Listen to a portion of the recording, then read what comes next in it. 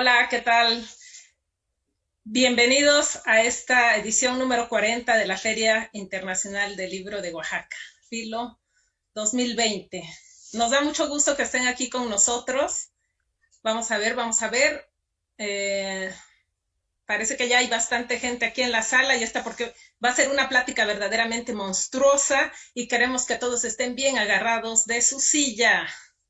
Así que voy a empezar. Bueno, yo soy Mónica y esta tarde tenemos el honor de estar aquí con dos ilustradores y una escritora, maravillosos los tres. Sí, se los voy a presentar. Les voy a presentar primero a Norma Muñoz Ledo. Bueno, Norma Muñoz Ledo primero es una de mis escritoras favoritas. Ella es licenciada en Pedagogía por la Universidad Panamericana. Ella también estudió en la Universidad de Warwick en Reino Unido y formó parte del equipo IBI México con apoyo del FONCA. Reunió la colección de temas de literatura infantil, para la cual escribió 3 ensayos: Fantasía, Juego y Literatura Infantil, los medios de comunicación y la literatura infantil, y uno muy interesante que a mí en lo particular me importa muchísimo, que es ¿por qué a los adolescentes no les gusta leer? ¿Ustedes creen que no les guste? Yo digo que sí les gusta, pero bueno. Y también participó como guionista del programa infantil Bisbirige, producido por el Canal 11. Ahí está, Norma Muñoz Ledo. Vamos a darle un aplauso. Y también tenemos al maravilloso ilustrador Juan Gedovius. Él, además de ser ilustrador, es narrador. Él ha sido autodidacta y la mayor parte del tiempo lo ha dedicado a dos de sus grandes pasiones, una que es la música y la otra que es la ilustración. Pues bueno, un artista muy completo. Su obra ha aparecido en libros, en revistas, en carteles, en portadas de discos, en folletos, en manuales, en museografías, en escenografías, en murales, en reproducciones a gran escala, y ha participado en muchísimas exposiciones dentro y fuera del país.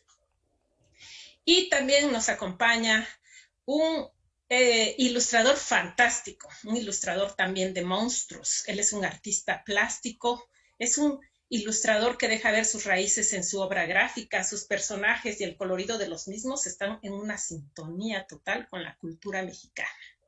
Tiene una extensa trayectoria como artista plástico, que ahí fueron sus inicios de Israel Barrón, como artista plástico, y después brincó a los libros de la literatura infantil, porque alguien por allá descubrió sus talentos. Así que ya saben, niños, si a ustedes les gusta pintar, escribir, no dejen de hacerlo, porque por allá hay alguien que los observa y no es precisamente un monstruo, puede ser algún editor o editora. Muy bien, buenas tardes.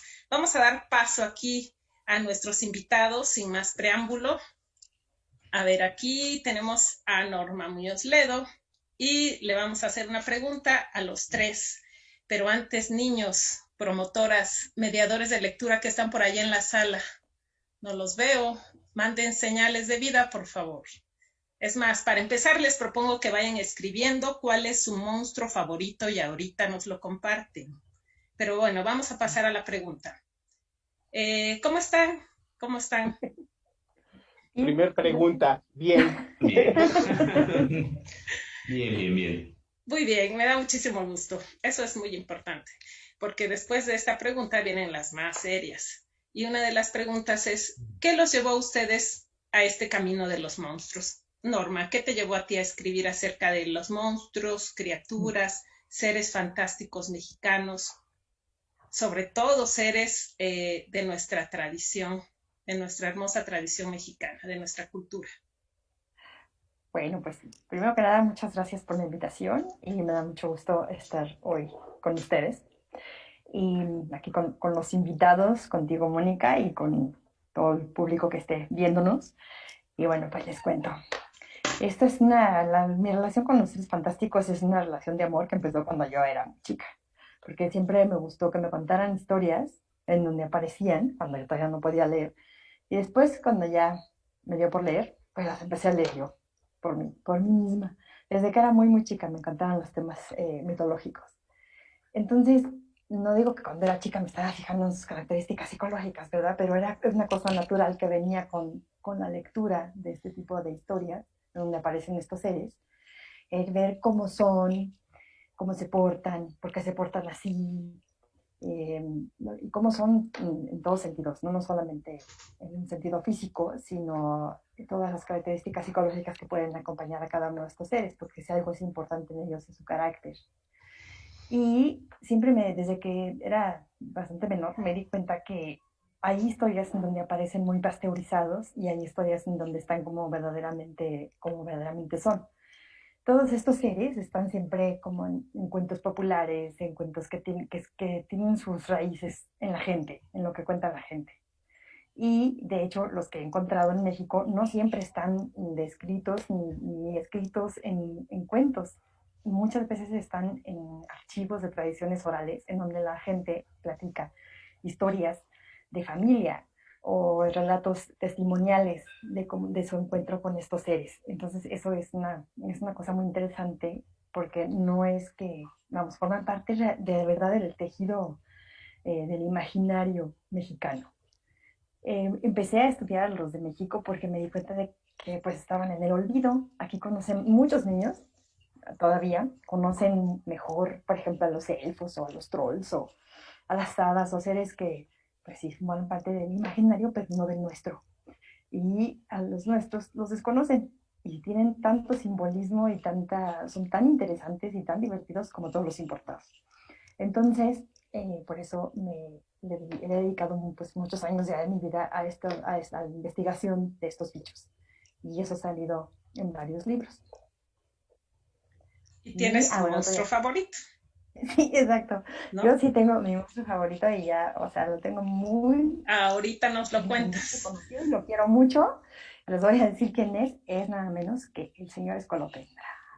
Sí, y luego nos vas a leer algo del señor Escolopendra.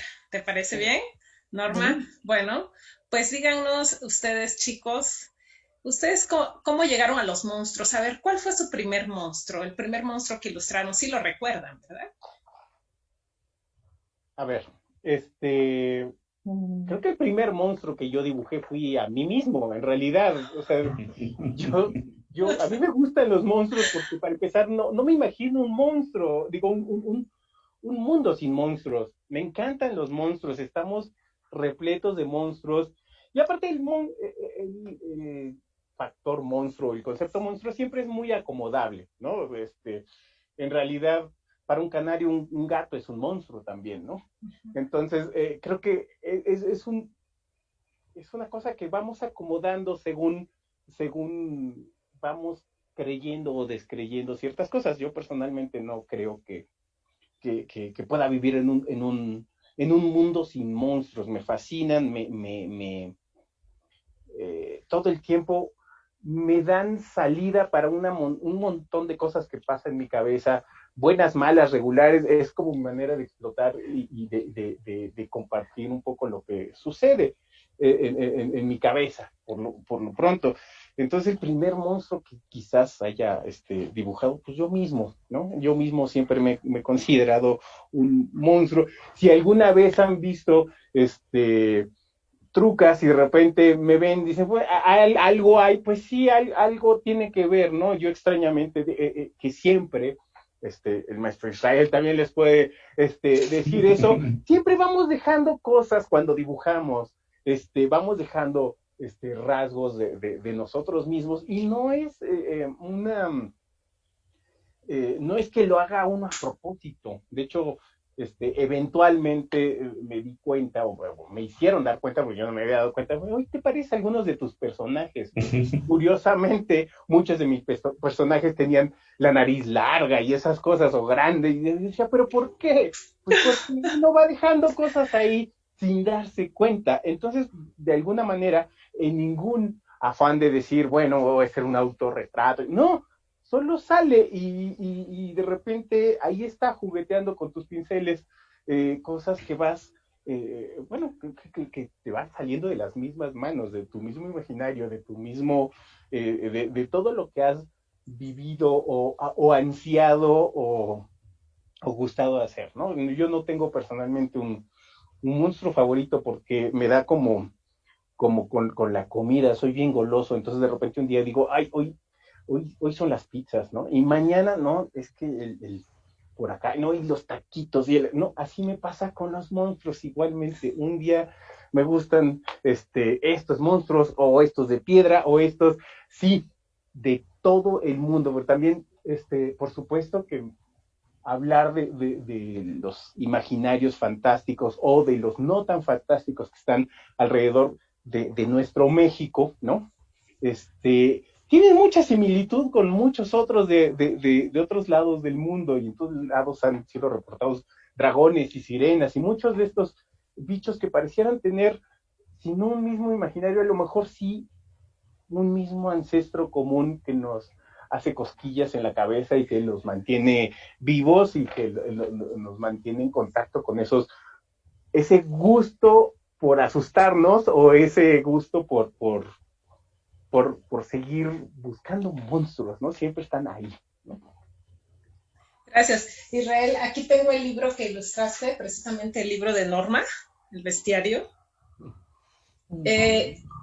Antes de que ilustraras este libro, Isra, tú ya habías ilustrado monstruos, ya habías dibujado otros monstruos. A ver, platícanos un poquito de esa situación. Yo llegué un poco al tema de los monstruos previo a hacer, obviamente, los libros, de ilustrar libros con estos personajes. Cuando siendo niño tenía una predilección por las películas de horror, de terror. Creo que ahí pienso que viene mi gusto por un mundo fantástico, un mundo extraño. Recuerdo que cuando tendría yo unos 6 años, 7 años, pasaban por la televisión abierta los fines de semana una película que a mí ya se me decía que la pasaban muy tarde, probablemente eran las 10 de la noche, pero en mis recuerdos de niño sentía que ya el día se había acabado, y siempre era una película de terror de estas del cine de luchadores. Entonces yo me volví muy aficionado desde niño al cine de luchadores, pero lo que más me llamaba la atención no era precisamente el luchador, sino a veces el villano con el que se enfrentaba, que podían ser las mujeres vampiro, los hombres lobo, los zombies, y de ahí un gusto, por lo menos en lo visual, en lo físico, por estos personajes. Y también recuerdo que mis primeros dibujos que intentaban copiar lo que yo veía del cine, de la televisión, eran a estos personajes. Entonces ahí viene este primer inicio, y un segundo se iba a acentuar con los juguetes. Cuando nuestros papás nos pedían a mi hermano y a mí que escogiéramos, los juguetes que nos iban a regalar de fin de año o los días de cumpleaños, yo siempre escogía el monstruo o el villano del personaje que en ese momento estaban promoviendo como el juguete de moda. Ahora pienso que a mí lo que me gustaba era pues un poco la diferencia y el trabajo que me parecía muy rico, aunque claro, no lo pensaba de niño así, ahora lo puedo reflexionar desde esta posición de adulto, de esa riqueza con la que hacían estos muñequitos, estos juguetes, y la simplicidad con la que representaban al personaje bueno. Siempre me parecía que les faltaba gracia al héroe, ¿no?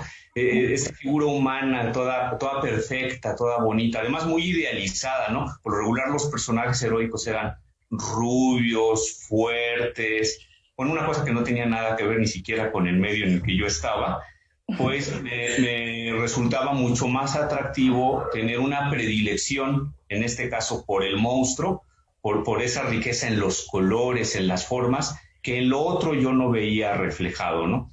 Y creo que por ahí viene mi gusto. Ya después, cuando ya me volví un ilustrador, pues, profesional, que a esto me dedico, el primer libro que me tocó curiosamente ilustrar fue El cuaderno de las pesadillas, que algo tiene que ver con los monstruos, ¿no? Son estos seres que generan el miedo terrible de lo incomprensible, que lo simbolizamos a través de los sueños, y para mí fue una oportunidad porque de alguna manera también marcó un poco el tono de lo que iban a ser los futuros libros. Las editoriales me empezaron a asociar más a este libro, al cuaderno de las pesadillas, y después vendrían ya las oportunidades como hacer el bestiario, ¿no? Pero creo el génesis viene también por ahí. Y dijeron, este es bueno para dibujar monstruos, tráiganselo para acá, Sí, ¿no? yo siempre he dicho que si yo hubiera tenido la oportunidad, y alguna vez lo hemos comentado con Juan, que él sí no se esperó a que le llegaran los libros que a él le gustaría ilustrar. O sea, él no tenía que esperar a que el monstruo se lo encargaran ni que le pidieran seres fantásticos. Él ya tenía claro que eso buscaba y empezó a hacer sus libros de autor, buscando que representar esos personajes. Yo he tenido suerte porque es un poco lo que me han pedido, pero bien podría haber sido el empujón para haber creado haber yo creado mis propios personajes. Sin embargo, me ha gustado mucho ser también un poquito la interpretación del autor, o sea, hacer los ojos o la estética de lo que el autor propone a través de sus textos y bueno, hacer el trabajo en conjunto. Sí, es muy interesante esto que estás diciendo, porque definitivamente muchas veces uno quiere, a veces te escoge el monstruo a ti, no tú al monstruo. Sí, sí, Fíjense sí. que hay muchos aquí participantes en la sala. Yo quiero hacerles una pregunta que tiene que ver con algo que estoy aquí viendo. Y la pregunta es, ¿por qué acercar a los niños a los monstruos mediante la ilustración o mediante los cuentos? ¿Por qué? Si tenemos nosotros la idea de que los niños se asustan, pero muchas veces nos hemos sorprendido, por ejemplo, aquí dice Lucelena Ponce 3, que este libro, Bestiario, se lo ha leído a su nena de casi 3 años y que le encanta. A ver, platíquenos ustedes qué hallazgos han hecho con respecto a este, digamos, mito de que a los niños les da miedo los monstruos y por qué ustedes ilustran para niños monstruos. Mejor dicho, monstruos para niños. No vayan a pensar que le estoy diciendo monstruos. No, no lo entendimos también, como que nos dijiste monstruos, está bien, solo porque tienes un gorro fantástico, te tienes a decir esas cosas hacia nosotros, pero en fin, bueno, Gracias. el, a ver, yo cada vez creo más que los niños no se asustan. Entre más los quiero asustar con las ilustraciones, más me doy cuenta que no es así, ¿no? Me pasó justamente con un libro que tienes atrás de ti, El Gabinete de Maravillas, que originalmente era un libro que yo hubiera pensado en realidad mucho más para un público entre 11, 12 para arriba. Y es curioso cómo en varias presentaciones de este libro que se dio, las primeras filas estaban optadas por pequeños individuos de entre 3, 4, 5 años, fascinados de que les contásemos muchísimas anécdotas de estos monstruos cada vez más terribles y bueno, a mí me parecía que es una recopilación de todo bestiario mexicano, ¿no?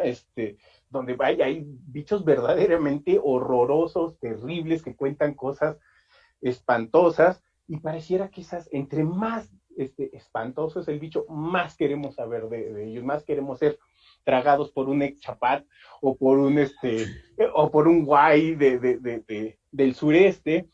Entonces, realmente siempre digo, el hecho de que existan películas de terror es porque nos gusta que nos asusten. Vamos a que nos asusten, a sabiendas de que dice terror, ¿no? Pues vamos a esas, vamos a que nos asusten. Y por otro lado, también creo que hay una cuestión pues de empatía, porque en realidad todo el mundo sabemos que niños y niñas son muy parecidos a los monstruos. Entonces yo creo que por eso tampoco se asustan mucho, ¿no? Todos los papás, mamás y abuelitas sabrán que estoy diciendo que no falto a la verdad cuando digo eso. Entonces realmente, y aparte tiene una cosa fantástica con los monstruos, todo el mundo podemos ser monstruos, cierto tipo de monstruos. Pasó, ¿se acuerdan de este momento donde todo eran vampiros, ¿no? Quizás el vampiro no era tan fácil porque era como, para ser vampiro hay que ser como sofisticado, hay que tener mucho dinero, vivir en un castillo, etcétera, ¿no? Ser guapo, un montón de cosas que no todo el mundo cumplimos con esos requisitos. Entonces, desde entonces todos somos zombies, si se fijan, ¿no? Eso sí, todos podemos ser zombies. Y es bonito porque realmente es una manera extrañamente de democratizar la estadía en los cuentos, mientras todos somos monstruos verdes con 7 ojos, en realidad todos cabemos ahí. Eso es una cosa que entendió muy bien Jim Henson desde que hizo Plaza Sésamo. Y todo lo hizo a través de los monstruos. Los monstruos sí es. de peluche, pero monstruos. Todos cabíamos en eso. Podíamos ser un monstruo peludo, con cuernos, con 7 ojos, y ser igualmente entrañable y adorable. Así es. Gracias, Juan G. Doyos. Aquí tengo una pregunta que dice que es una pregunta para Norma y dice, ¿qué le recomienda a las niñas y niños que desean comenzar a escribir historias de monstruos o seres mágicos? Y bueno, pues que empiecen, porque eso es lo más importante. A veces la página en blanco es el monstruo más grande que hay. Entonces, pues que se enfrenten a ese monstruo y empiecen. Y otra es que pregunten por historias de este tipo en su familia, porque casi en todas las familias de México y probablemente pues en muchos países ocurre este fenómeno, hay historias de miedo y historias de seres. Por ejemplo, la historia del charro negro, bueno, yo creo que no hay familia en México que no se sepa por lo menos una historia del charro negro o de la Llorona. Entonces, creo que una recomendación que yo daría es que pregunten por las historias en su familia y en el lugar en donde viven, que eso es una cosa que pues, es un vicio que yo ya tengo, ¿no? Entonces, sé que hay historias hasta abajo en las piedras y esa es una muy buena manera de empezar, preguntando por las historias que ya hay cerca de ellos y escribiéndolas. Y desde ya, ¿no? O sea, no hay una edad. Al igual que para la ilustración, yo creo, es algo que desde muy pequeños puedes realizar. No necesariamente tienes que esperar a ya saber. A ser un profesional. No. Exactamente. Muy bien. Bueno, aquí hay algunos comentarios. Para Israel, dice que hiló una hermosura entre imagen y texto del libro. Y también Pedro Rivera dice que el libro de las pesadillas no sería lo mismo sin tus ilustraciones, al igual que el vestido. Muchas gracias. Comentarios del público. Bien, bueno, ahora díganme una característica monstruosa. Díganos, a ver, vamos a decirle al público, vamos a decirle a los niños, a los adolescentes, también a los papás, porque ahí están viendo muchos padres esta mesa. Díganle, por favor, una característica monstruosa. Bueno, tú primero. ¿Norma? No, Israel primero. Ok, ¿cómo? Gracias. Bueno, y esta característica la hilo también a la pregunta anterior que habías hecho. Sobre si los niños o los jovencitos se asustan o si no se asustan con los monstruos, ¿no? O lo que comentaba Juan sobre ya incluso una predilección por ciertos monstruos y a veces cómo los definimos a través de ciertas características. Yo pienso que ahora los niños, a diferencia, no sé, de los niños de hace 30 años o el niño que fui, tienen un gusto tremendamente sofisticado. Hay un bombardeo de imágenes por todos lados y a partir de este acceso a los dispositivos, a tener una computadora, bueno, toda la riqueza de imágenes que encontramos en el Internet, bueno, hacen que estos niños tengan una cultura visual enorme. No necesariamente tienen que mencionar de dónde viene ese monstruo que les gusta o esa imagen que les causa horror. Sin embargo, ya están bastante familiarizados con la estética de estos seres. Y nosotros como ilustradores, pues tenemos un enorme reto todo el tiempo, pues de generar estos monstruos, estos seres, estas imágenes que les sigan generando cierto impacto y cierto gusto a estos niños. Pienso yo que el asunto del miedo o de que si les gustan o no los seres, tienen que ver más con la educación que tenemos en la casa. Yo siempre pongo el ejemplo, y es el que se me ocurre porque es el que tengo a la mano, en mi propia casa, es la casa de todos. Mi hijo creció viendo figuras africanas, máscaras, pinturas que me regalaron algunos compañeros de la universidad, mis propios maestros, mi trabajo también que en algunas ocasiones colgaba en las paredes, y él, su universo visual siempre fue ese, al grado de que yo creo le ha de parecer extraño que en otros lados no se vea lo mismo. A él no le puede dar horror una figura extraña que para ojos de otro niño o de otras familias les podría parecer fea. Y eso tiene que ver con nuestro gusto, con la manera en cómo educamos al otro y decirle, no es que necesariamente esto sea feo o debe de ser algo que te cause horror, es simplemente distinto, ¿no? Y lo bello está en la estética de la diferencia.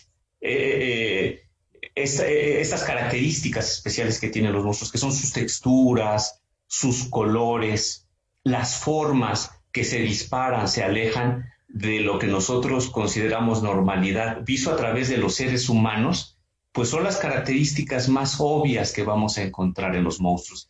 Si es un monstruo gigante o es un monstruo pequeñito, si está todo arrugado, lleno de verrugas, si es de un color diferente al color de la carne, es lo que nosotros nos va a marcar la diferencia y vamos a decir, esto es algo que no estoy acostumbrado a ver y por lo tanto se trata de algo monstruoso. Y sin embargo, creo que la belleza está en eso, en que no se parece a lo que estamos acostumbrados a ver, que es también pues algo de lo que busca el arte, que es mostrarte también una manera distinta de ver las cosas, ¿no? Y nosotros, queramos o no, y ahí está la responsabilidad, somos los iniciadores de eso. Así como el escritor que se dedica a los niños, a los jovencitos, es el gran provocador de que ese pequeñito se convierta en un lector potente más adelante, que ya lo es desde pequeño, pero se va a convertir en un lector con otro tipo de necesidades o de gustos. En el escritor está darle esa riqueza y volverlo exigente desde un principio, como nosotros en la ilustración podemos intentar que más adelante también ese niño sea el que consuma imágenes de todo tipo. Incluso ya siendo grande regresará a la ilustración como gusto, como también regresará a la literatura infantil y juvenil, ¿no? Es un bonito círculo que se está cerrando todo el tiempo. Gracias, Israel. Norma, ¿querías comentar? Como nos preguntaste, una característica monstruosa. Sí. Los monstruos comen gente. Esa es una característica bastante común. Comen gente. Y yo puedo entender que a muchos niños sí les da miedo, pero creo que sentir miedo es una cosa muy saludable, porque es una sociedad la nuestra en la que el miedo está mal visto. Tener miedo a algo está mal, no tengas miedo. O sea, es como esas emociones que están mal vistas. Y sin embargo sentimos miedo. Por ejemplo, esta situación, yo he visto mucha gente verdaderamente muerta de miedo y que no sale y no pone un pie afuera de su casa porque se muere de miedo. Entonces, o sea, el miedo lo sentimos. Y estos bichos nos permiten es como quitarle la válvula a la olla de presión. Nos permite que salga ese miedo, sentirlo, porque ahí anda. Entonces, eso me parece lo más sano que pueda haber. Y creo que esta persona que dijo que a su hijita de 3 años, pues es que a los 3 años no tienes configurado el miedo. Eso se va haciendo, como ya dijeron Israel y Juan, con la edad y por cómo lo ve tu familia y la sociedad y todo. Pero cuando eres muy chiquito puede ser que te encuentres las peores cosas y no sientas ningún miedo. Y creo que esa es también una actitud interesante, hay que ver. Gracias, Norma. Gracias por esto que nos acabas de decir, que es algo muy, muy importante. A quienes nos están viendo y escuchando, ya saben, es como una válvula de escape, nos dice Norma, ¿no? Si ustedes tienen por allá su libro de monstruos, pues sáquenlo y léanlo para que se pueda exorcizar otros miedos que andan rondando por nuestra cabeza. Gracias, Norma. También, perdón, a mí me parece, ahora hablando de qué características tiene un monstruo, la verdad es que es amplísimo. Entonces, y por supuesto se alimenta de ciertas miedos, curiosidades, intrigas que cada cabeza tiene. Pero a mí yo sí podría como ubicarlos dentro de todos estos, toda esta fauna básicamente que no aparece en los libros de historia natural. y que se nos mezcla entre los sueños. Sí, gracias. Ujú. Gracias. Vamos a pasar a otra pregunta que hay aquí y dice Pau, ¿qué es lo que les inspira para poder crear nuevos monstruos? Quien quiera responder la pregunta, adelante. Pues yo creo que lo que te da miedo, justamente los monstruos se hacen de lo que da miedo. Entonces eso es como una cosa interesante. Están hechos de todo lo que te da miedo. Las arañas, los alacranes, la muerte, por eso los zombies, ¿no? La posibilidad de encontrarte con algo que es más grande que tú, en inteligencia, en fuerza, y que no sabes cómo lo vas a remediar. Esas son algunas. Muy bien. Vamos a hacer una dinámica. Es el momento de hacer algo. Y aquí nos proponen algo. Que entre todos construyamos un monstruo o personaje mágico. ¿Qué característica tendría? A ver, ¿quién empieza? ¿De qué color sería? ¿Qué comería? ¿Cuál sería su poder? Vamos a armarlo. ¿Quién dice yo? Un poder. ¿Los monstruos requieren de tener un poder? Sí. Eso está divertido, porque, bueno, No sé. siempre, por supuesto, estas historias tienen una magia intrínseca ahí dentro. No sé si un poder, también hay como ciertos niveles de monstruo, es diferente. El monstruo, el monstruo, ¿no? Hay como distintos monstruos, hay monstruos domésticos desde los duendes pequeñitos, chanegres que son pequeños, espíritus que están ahí, eso, a nivel muy doméstico, y hay monstruos que son básicamente dioses, ¿no? Que tienen otros atributos. Ok. Que es una de las maneras más fáciles de empezar a generar un monstruo, es justamente haciendo combinaciones de animales que conocemos, por ejemplo. Esa es una manera para empezar. Y ahí encuentras fauna que quizás sea diferente, y simple y sencillamente por el hecho de ser diferente cabe muchas veces en la definición de monstruo. Bueno, vamos a hacer un monstruo. ¿Qué les parece? ¿Quién empieza? Yo tengo A ver, una vale. que es mi monstruo personal y que es el que siempre me genera más miedo, que lo asocio mucho al mundo de los insectos. Cuando me tocó ilustrar el libro de Norma, pues algunos de estos personajes tienen pues más de 2 brazos o más de 2 patas. Y pues esto obviamente lo asociamos, o yo lo asocio al mundo de los insectos, que siendo pues obviamente un mundo natural donde los insectos se comportan como se deben de comportar, y sin embargo sus prácticas de cómo devoran, cómo atrapan a sus presas, nos pueden parecer terribles, horrorosas. Hace un par de días nosotros aquí en la casa teníamos una enorme telaraña fuera de la casa, porque si no van a pensar que nunca hacemos limpieza aquí, pero fuera de la casa, desde el ventanal la podíamos ver, una telaraña con un diseño maravilloso. Y en medio pues había una araña que no sé de qué especie, y yo que sufro de aracnofobia, pues me sentía fascinado y también al mismo tiempo con gran miedo de acercarme. Ahí afortunadamente el cristal de la ventana pues me generaba la protección. Y ver todas estas patitas con las que tomaba a sus presas, híjole, entre la fascinación de verlo y el horror de ver también cómo se devoraba a la palomita, al insecto que tenía sujeto, siempre me ha causado mucho miedo. Yo, la primera característica que le pondría a este monstruo es que tuviera muchas patas, que tuviera muchos brazos, ¿no?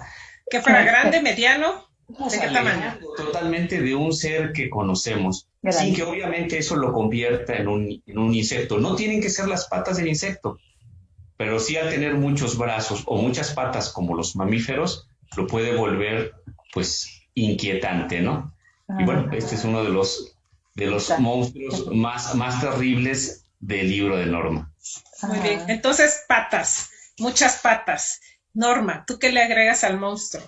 Yo le pondría una característica, por ejemplo, que tiene el sambo mono en México, que hace un ruido así como shoo, y a las mujeres, sobre todo, se les va la onda. se quedan así como, o sea, no, pero feo, ¿eh? Hay que tener cuidado con ese zumbido, entonces. Sí. Se quedan así, como que se les va totalmente la onda, se quedan como desconectadas. Entonces se las como. Oye, Pero no, el asunto de la alimentación no es lo que me preocupa, sino que se quedan así, en cortocircuito. Ese sería el poder de este monstruo. Pero con todo, entonces, solo con las mujeres.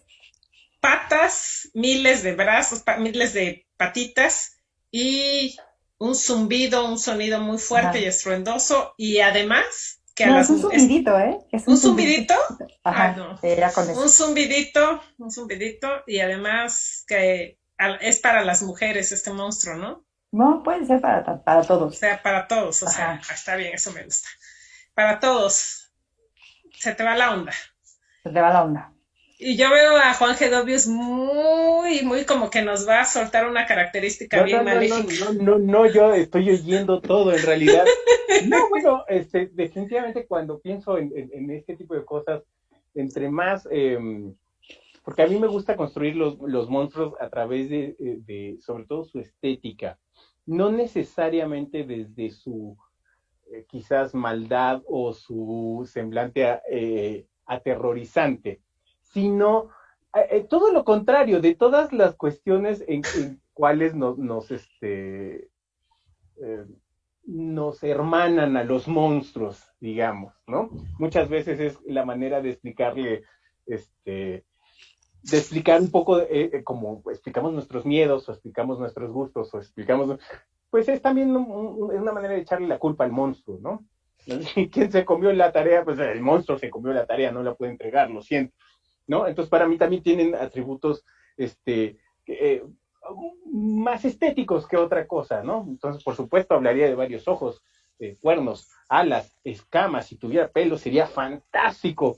Si unas garras larguísimas que a lo mejor le generen un problema, ¿no? Entonces, como lo que quería era abrir un frasco que tuviera contenido ojos de niño, no los puede abrir, porque tiene las uñas muy largas. Ese punto ya me genera algo que contar y cómo desarrollar esto a través de un problema muy sencillo, como no poder abrir un frasco que está repleto de ojos de niño, porque tiene las uñas muy largas, por ejemplo. Pues quedó un monstruo muy de Horroroso. primera, ¿no? Yo creo que este monstruo se va para un concurso. Bien, oigan, fíjense que me gustaría, Norma, si tienes ahí, que nos pudieras compartir la lectura de uno de estos, precisamente del que te da más miedo, pues. No, no sé qué da más miedo, me da más miedo, es mi favorito. Ah, ok, sí es cierto, de tu favorito. Tienes toda la razón. Ah, bueno, les voy a leer el señor Escolopendra ex Chapat, como viene en el bestiario de seres fantásticos mexicanos. Ya Adelante, vamos a escuchar. Mónica les mostró la ilustración. Espantoso por donde lo veas, es un enorme 100 pies que no se lava los pies. Verde como la selva, nunca lo puedes ver, y si pasas junto a él, sale de repente. Ten cuidado si lo ves de frente, hasta el más valiente miedo siente, porque carne humana le gusta comer. 3 acertijos te pondrá, y por cada uno que resuelvas un poder él te dará, pero con que solo uno pierdas y en sus palabras te envuelvas, sin dudarlo siquiera te comerá. Ok, bien. Yo espero que, fíjense que todos estos libros de ustedes, gracias Norma, gracias por regalarnos esta lectura. Este bestiario lo encuentran ustedes en la proveedora, ¿sí? También se los pueden llevar a su casa. Si ustedes hablan por teléfono y lo piden, se los llevan. Y otros libros también de Juan Gedovius, de Israel Barrón, también tenemos, aunque no precisamente, es un libro precioso también el de Dragones en el Cielo. Tenemos para todo el público que nos está viendo, los libros que ustedes les hayan llamado la atención, los pueden pedir y se los llevan hasta su casa, o también pueden ir con sus precauciones a la proveedora y ahí van a encontrar una gran gama. Es más, de la vista nace el amor, vayan, pónganse su cubreboca y láncense a la proveedora para comprar sus libros de Juan Gedovius, Israel Barrón y Norma Muñoz Ledo. Mm. Bueno, vamos a ver ahora, ¿qué más? Otra pregunta que tengo acá. Bueno, un comentario, les voy a leer un comentario. Dice que pensando en nuestra realidad, ¿tienen en mente algún monstruo post-pandemia? Ya saldrán varios. Pregunta, post-pandemia. Post-pandemia. O relacionado, pues, con la pandemia, ¿no? Que si Porque están la pensando... pandemia en sí ya es un monstruo espantoso, ¿no? ¿Qué necesita? Al contrario, necesitamos ahora un monstruo, pero superhéroe o superheroína que nos saque de todo esto, que nos regale sonrisas, esperanzas y gusto por seguir haciendo lo que uno le gusta hacer, ¿no? Regalarnos sonrisas y que nos regale ganas de seguirnos abrazando, ¿no? Más bien. Claro, que nos acerque más. Y otros comentarios, ¿los monstruos tienen sus propios monstruos? Está buena. Hemos de ser nosotros. Definitivamente sí, o sea, hay monstruos que comen otros monstruos y que se alimentan en leyendas, vaya, valga la redundancia, legendarias de cómo monstruos se comen a otros monstruos, son enemigos naturales, etcétera. Sí, por supuesto. Okay. Puedes hacer incluso una gran cadena trófica de monstruos, sería padrísimo, como etcétera.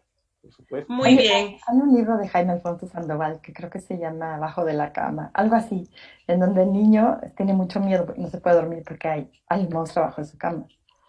Y el monstruo en su mundo tampoco se puede dormir porque el que está abajo de su cama es el niño. Entonces, yo creo que sí, para ellos somos temibles en muchos sentidos. Ay, qué interesante. Muy bien. Fíjense, aquí hay otros comentarios antes de que nos vayamos despidiendo ahorita. Dice Rosario que los monstruos tienen un encanto que le fascina su universo, sobre todo cuando el monstruo aparece en una suerte de metamorfosis. El monstruo, la metáfora del terror y la fascinación. Y también Carlos Pacheco nos escribe que en Oaxaca tenemos pulseras espantamonstruos. Yo creo que se refiere a estas pulseras, que son pulseras como un hilito rojo. Pobres monstruos. ¿Eh? Pobres monstruos. ¿Qué han hecho? Ok. Y bueno, muchos comentarios más. Ahí Roxana dice que ella trabaja en la promoción de lectura y los niños disfrutan tanto las ilustraciones como las historias y muchas veces cuentan más la historia. ¿Ok? Muchas veces cuentan más la historia. Creo que se refiere a las ilustraciones y eso es muy interesante. Pues si quieren, para ir cerrando, nos pueden ustedes compartir alguna anécdota, algo que tiene que ver con esto precisamente de cuando a veces la ilustración cuenta mucho, mucho también. El texto puede ser muy breve incluso, ¿no? O puede no haber texto cuando queremos hablar de los monstruos también. La imagen dice más que las palabras. Sí, yo sí quisiera contar algo sobre ese tema. Creo que los mejores libros que tenemos es cuando esa dupla entre el texto y la ilustración pues encuentra una armonía que a veces ni el autor ni el ilustrador pues se imaginó que iba a suceder cuando el libro sale a la luz, ¿no?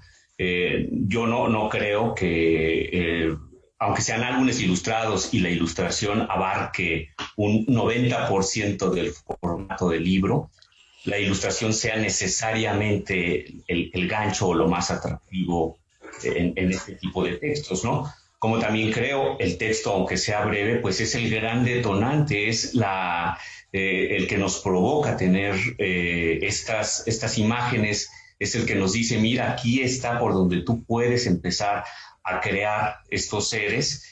Y muchas veces en el texto lo que nosotros hacemos como ilustradores es solamente dar nuestra versión, la versión del ilustrador. Si el niño tuviera ese libro y no tuviera ninguna imagen que lo acompañara, seguramente la riqueza con la que él iba a imaginar lo que le está diciendo la escritora, el escritor, sería igual de maravilloso.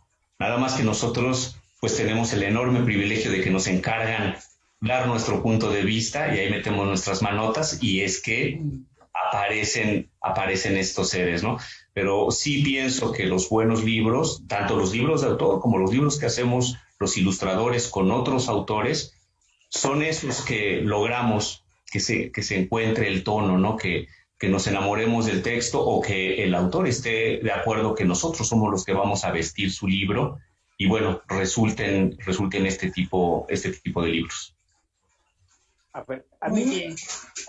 a mí realmente cuando de libro se trata, que es justamente lo que estamos hablando, como que siempre tendemos a tratar de cerrar esta brecha entre que sí, el texto, la ilustración y y todo lo que implica. A mí cuando hablamos de libros, me gusta ver un todo. Yo no veo ilustración, yo no veo texto, yo veo un todo que puede ser exitosamente fantástico si es que el camino lo lleva a ser exitosamente fantástico. Es decir, es un platillo que se cocina entre varios y que no necesariamente está restringido a un texto, a una ilustración, sino que también hay editores y hay y la manufactura del libro, la calidad, el tipo de papel, las personas que lo distribuyen, porque un libro no nos sirve para nada si está embodegado, ¿no? Tiene que llegar a unos ojos que lo transformen. Entonces, aquí me gusta pensar que es como, pues sí, es el texto, es la ilustración, pero también es el que los empaquetó y es el que hizo edición y que todos estos ingredientes que hacen posible que este dispositivo fantástico nos llegue a los ojos y nos vuele la cabeza, ¿no? Básicamente.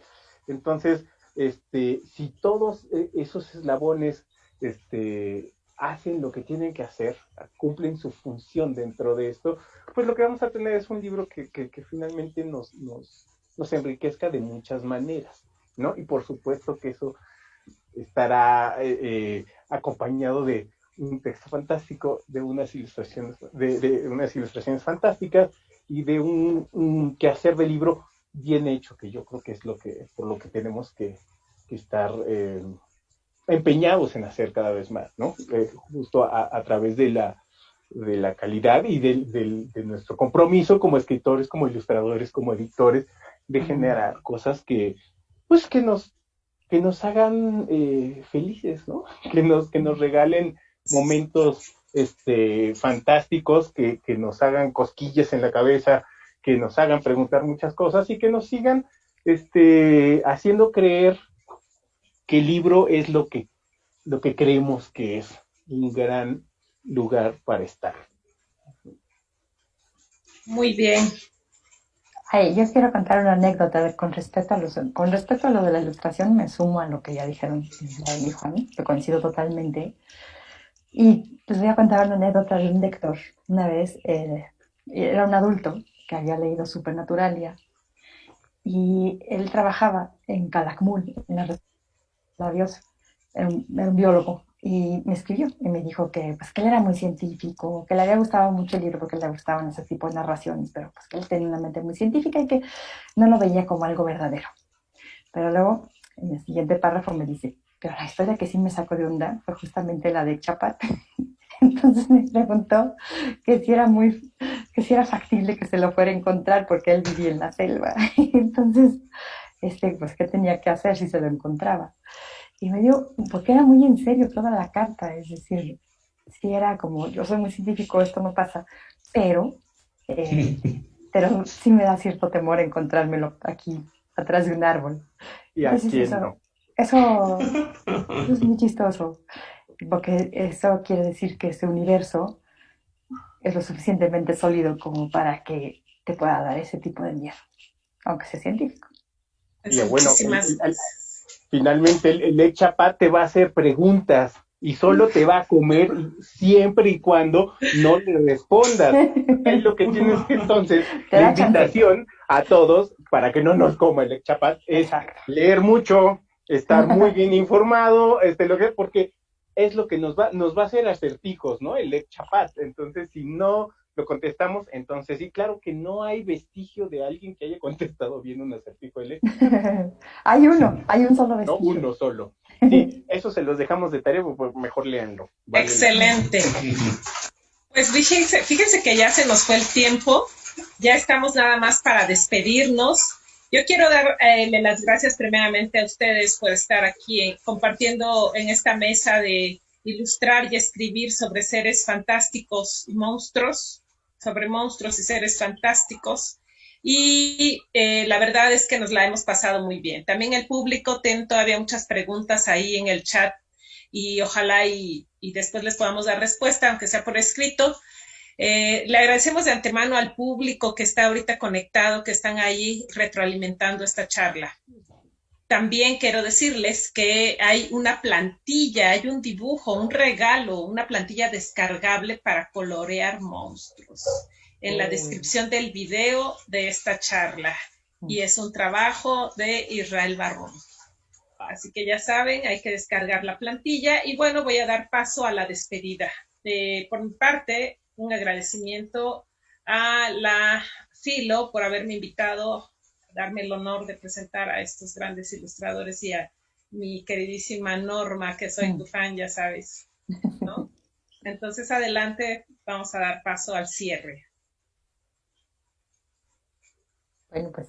No se quiere ir, yo ya sé que se quiere quedar aquí, pero pueden despedirse. Digo, decir algo, unas palabras. Tenemos 2 minutos. Bueno, fue un placer haber estado con ustedes en esta mesa y pues espero que se repita en otro momento. Y a todos, pues cuídense mucho. Ok, entonces decimos adiós todos. Cuídense mucho. Gracias por estar. Un abrazote enorme. Igualmente. Muchas gracias a la feria y muchas gracias a todos ustedes que otra vez tuvimos la oportunidad de reunirnos, aunque fuera vía internet. Ya tendremos la oportunidad de darnos un abrazo en persona más adelante. Con la promesa justamente de regresar y abrazarlos a todos justo cuando se pueda, ¿va? Gracias. Sí. Esto monstruoso.